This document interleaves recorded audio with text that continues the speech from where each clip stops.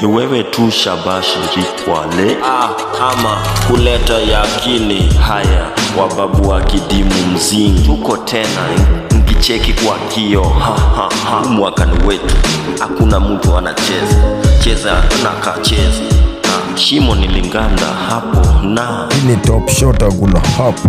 Bagani sasa ushindi wao, mwaka imeanza kumbe ni mdomo. Imenimaliza tu kwa mneti, type kwa kazi mzuri hata kama ni woga. Mbona hivi sasa machaji na manyonyi kutokana mlalamishi kutumia kupambana? Hiyo watu sema mwanaume sio ameumbwa nje kwa matope na ni maskini. Mwanaume ameumbwa nje ya kimusuli na damu ya kimusuli ni damu na ngozi na mafupa na akili. Hiyo dhaifu na nyuma hiyo mafuma nyaya gorofa. Nguvu wewe mzigo 16 tani, unafanya nini kupata siku nyingine zaidi na zaidi? Katika deni mtaka kitu kita si wewe piga, sababu haiwezi kwenda. Ni nani deni la roho yangu kwenye duka la kampuni? Nilizaliwa usiku jamu, wakati usiku haikuangaza nyota. Nilichukua koloi langu na nilitembea juu ya magoti. Nilipakia 16 tani, hakuna makaa ya mawe na ya kahawa. Nilisema ya kisima ya bariki nafsi yangu, unaipaka 16 tani. Mtaa